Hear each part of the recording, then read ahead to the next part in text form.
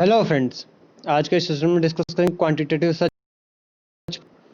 आज हम देखेंगे हमारा क्वांटिटेटिव रिसर्च प्रोसेस क्या होता है। क्वांटिटेटिव रिसर्च का मतलब होता है ऐसी रिसर्च जिसमें हम जो डाटा कलेक्ट करते हैं वो नंबर फॉर्म में करते हैं, ठीक है। उसका मतलब होता है हमारा क्वांटिटेटिव रिसर्च। हम देखेंगे सबसे पहले introduction. Quantitative research is a formal, objective and systematic process for generating information about the world. Quantitative research का मतलब होता है एक सिस्टमैटिक प्रोसेस के थ्रू डाटा को कलेक्ट करना और उसको इंफॉर्मेशन को इंटरप्रेट करना, ठीक है। In this, variables are pre-selected and defined by the investigator. Data is collected and quantified. यहाँ पे इन्वेस्टिगेटर जो रिसर्चर होता है वो पहले ही प्री सेलेक्ट कर लेता है वेरिएबल्स को, ठीक है, और डाटा को फिर क्वांटिफाई करता है कलेक्ट करने के बाद, ठीक। अब ये हमारे स्टेप्स हैं, हमारे 15 स्टेप्स होते हैं। पहले हम एक 15 स्टेप्स को पहले एक साथ पढ़ लेते हैं, फिर एक करके हम सबको डिस्कस करेंगे। सबसे पहला हमारा आएगा formulation of research problem. Second, determining study objectives. Third, review of literature. Fourth, developing conceptual framework. Fifth, formulating hypothesis or assumptions.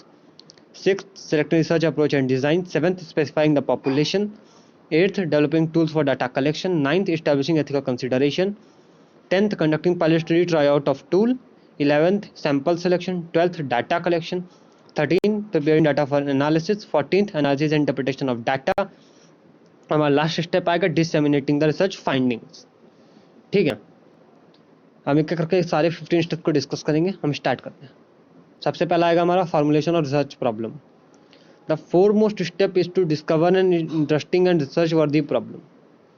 हमारा क्वांटिटेटिव रिसर्च प्रोसेस का सबसे पहला स्टेप होता है एक क्वेश्चन या प्रॉब्लम को आइडेंटिफाई करना या फॉर्म करना, ठीक है, जो कि हमारी फील्ड के लिए रिसर्च वर्दी हो, मतलब कि वो हमारे लिए हेल्पफुल हो, हमारी फील्ड के लिए कुछ इंटरेस्टिंग हो, ठीक है। It should be clearly defined and firstly broad topic is selected and then narrowed down. सबसे पहले हम जो भी हम रिसर्च प्रॉब्लम बनाएंगे वो क्लियर होनी चाहिए, कन्फ्यूज़न नहीं होना चाहिए उससे। और सेकंड बात ये कि हम सबसे पहले एक ब्रॉड टॉपिक सेट करेंगे कि हमें इस टॉपिक पे करना, बाद में हम उस टॉपिक को नैरो डाउन करेंगे कि उस टॉपिक में हम स्पेसिफिक किस टॉपिक पे करना चाहते हैं, मतलब एक उस ब्रॉड टॉपिक में हम कौन से स्पेसिफिक एक टॉपिक पे करना चाहते हैं, ठीक है। उसके बाद अब हम देखते हैं following are dimensions which should be taken in consideration during selection of problem. कुछ डायमेंशंस होती हैं जो कि हम कंसिडर करते हैं सेलेक्ट अपने जो प्रॉब्लम को आइडेंटिफाई करते हैं उसके ड्यूरिंग, ठीक है। हम देखते हैं हमारी मेनली ये 4 डायमेंशंस होती है। सबसे पहली डायमेंशन होती है substantive dimension. Research problem should be clinically और थ्योरेटिकली इंपॉर्टेंट। सब्सटेंटिव वर्ड का मतलब यहाँ पे ये है कि जो भी हम रिसर्च प्रॉब्लम ले रहे हैं वो हमारी फील्ड के लिए क्लिनिकली और थ्योरेटिकली दोनों तरीके से इंपॉर्टेंट होना चाहिए, ठीक है। मतलब उस पे रिसर्च करके जो उसकी फाइंडिंग आएगी उससे हम कुछ नया चेंज ला सके अपनी फील्ड में, ठीक। सेकंड हमारा आएगा methodological dimension. Best possible way to study problem. Methodological dimension का मतलब है कि हमें उस प्रॉब्लम को स्टडी करने का बेस्ट पॉसिबल वे फाइंड आउट करना होगा, मतलब जो बेस्ट वे हो उस प्रॉब्लम के लिए, ठीक। तीसरा आएगा practical dimension. Are adequate resources available to conduct study. Practical dimension यहाँ पे ये देखेंगे कि उस रिसर्च को कंडक्ट करने के लिए हमारे पास जो रिसोर्सेज हैं वो सभी एडिक्वेट अवेलेबल हैं या नहीं। मतलब हम प्रॉब्लम पहले आइडेंटिफाई कर लें, बाद में हमें पता चले कि हमारे पास उसके लिए रिसोर्सेज तो हैं ही नहीं, तो फिर प्रॉब्लम होगी ना। तो हमें पहले ही आइडेंटिफाई कर लेना है कि उस प्रॉब्लम को रिसर्च स्टडी कंडक्ट करने के हमारे पास सारे सोर्सेस अवेलेबल हैं या नहीं। फोर्थ आएगा हमारा ethical dimension. Would this problem respect all rights of others. Ethical word का मतलब होता है राइट्स ऑफ अदर्स, मतलब जो भी हम पार्टिसिपेंट लेंगे हमारी नर्सिंग फील्ड में हम जो भी रिसर्च करते हैं उसमें जो पार्टिसिपेंट होता है ह्यूमन बीइंग होगा, और ह्यूमन बीइंग का बिहेवियर बहुत ही वेरिड होता है, तो उसकी राइट्स की भी हमें अपने रिसर्च कंडक्ट करने के थ्रू उसके राइट्स को भी प्रोटेक्ट करना है। हमें ऐसा नहीं करना कि हम अपने रिसर्च के लिए उसके राइट्स को डिस्ट्रॉय कर दें, नहीं, हम ऐसा नहीं कर सकते। हमें उसके राइट्स की भी रिस्पेक्ट करनी है और हमें अपनी रिसर्च को भी कंप्लीट करना है, ठीक है। हमें दोनों चीज़ एक साथ देखनी है। ये हमारी 4 डायमेंशंस हो गई जो हम प्रॉब्लम फॉर्मुलेशन के ड्यूरिंग देखेंगे, ठीक है। सेकंड स्टेप हमारा आएगा determining study objectives. Researchers must have a list of objectives for the study which provides the guidelines for the researcher as to what exactly must be done during the course of particular research study, ठीक है। Determining मतलब कि जब हम कोई भी research conduct करेंगे तो रिसर्चर जो होगा उसके पास कुछ लिस्ट होगी एक ऑब्जेक्टिव्स की, जो कि वो फुलफिल करेगा अपनी पूरी स्टडी के ड्यूरिंग, मतलब पूरी स्टडी कंडक्ट के ड्यूरिंग वो उन ऑब्जेक्टिव्स को अचीव करेगा। ठीक, it gives operational definitions and provides clarity what to be study under statement. यहाँ पे वो क्लियर कर देता है कि हम पूरी स्टडी के अंदर वो कौन कौन सी चीज़ों को स्टडी करेगा, और ऑपरेशन डेफिनेशंस कुछ चीज़ों के बारे में दे देता है। ठीक, थर्ड स्टेप हमारा आएगा review of literature. It is a summary of previous knowledge generated on topic of study. Review of literature का मतलब होता है कि जो टॉपिक रिसर्चर ने सेलेक्ट किया है वो उस टॉपिक से रिलेटेड जो प्रीवियस स्टडीज़ होती हैं उनको पहले स्टडी करें। ठीक है, कि वो किस पे कंडक्ट हुई थी, कैसे कंडक्ट हुई थी, उनका क्या रिजल्ट आया था, ये सारी चीज़ें। ठीक, this can be acquired by books, journal, research report and newspaper. और हमें जो पुरानी रिसर्चेज वो हमारे जर्नल्स में मिल सकती हैं, हमें रिसर्च रिपोर्ट्स में मिल सकती हैं, कुछ हमारी बुक्स में मिल सकती हैं। ठीक है, research can not be started in vacuum, so it helps to know what is known and what is unknown about topic. क्योंकि हम जो रिसर्च करने जा रहे हैं जिस भी प्रॉब्लम पे, हम ऐसे ही तो स्टार्ट नहीं कर सकते। हमें पता तो कुछ तो पता होना चाहिए कि हाँ हमारे इस टॉपिक में कौन कौन सी चीज़ों पे रिसर्चेज हो चुकी हैं, कौन सी चीज़ों पे नहीं हुई हैं। ठीक है, हमें सब पता हो, क्योंकि हम ऐसे ही तो नहीं स्टार्ट कर सकते ना। हमें पता होना चाहिए किस पे हुआ, किस पे नहीं हुआ, हुआ तो उसके क्या क्या रिजल्ट फाइंडिंग्स आए थे, कैसे कंडक्ट किया गया था, वो सारी चीज़ें हमें पता तो होनी चाहिए। ठीक है, इसलिए हम रिव्यू ऑफ लिटरेचर करेंगे। नेक्स्ट हमारा आएगा developing conceptual framework. The basic aim of research is to develop, refine and test theories. Conceptual framework का मतलब होता है हम इसको करते हैं किसी भी हम थ्योरीज को डेवलप करने के लिए या टेस्ट करने के लिए। ठीक, this conceptual framework not only provide meaning to the research problem but also help in developing hypothesis और assumption फॉर रिसर्च स्टडी।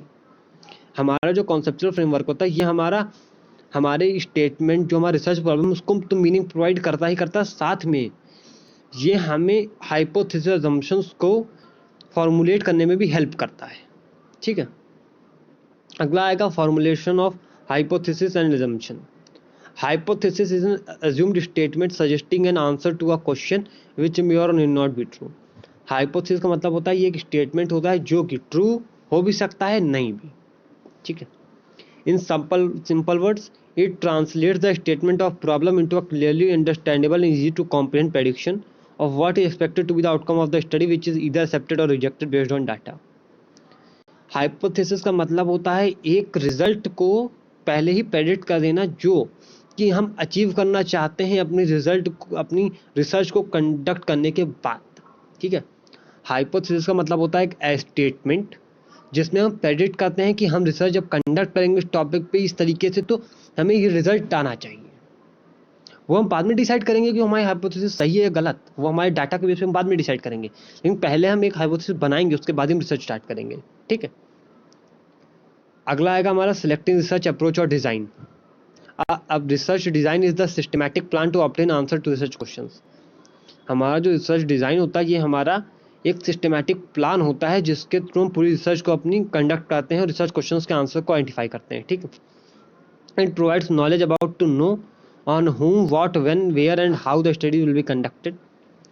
यहाँ पे हम ये आइडेंटिफाई करते हैं कि हमें रिसर्च किस पे कंडक्ट करनी, कैसे करनी, क्यों करनी, कहाँ करनी, ये सारी चीज़ें। ठीक, और यहाँ पे हम प्रॉब्लम स्टेटमेंट को भी डिज़ाइन देते हैं एक। ठीक है, अगला हमारा आएगा स्पेसिफाइंग द पॉपुलेशन।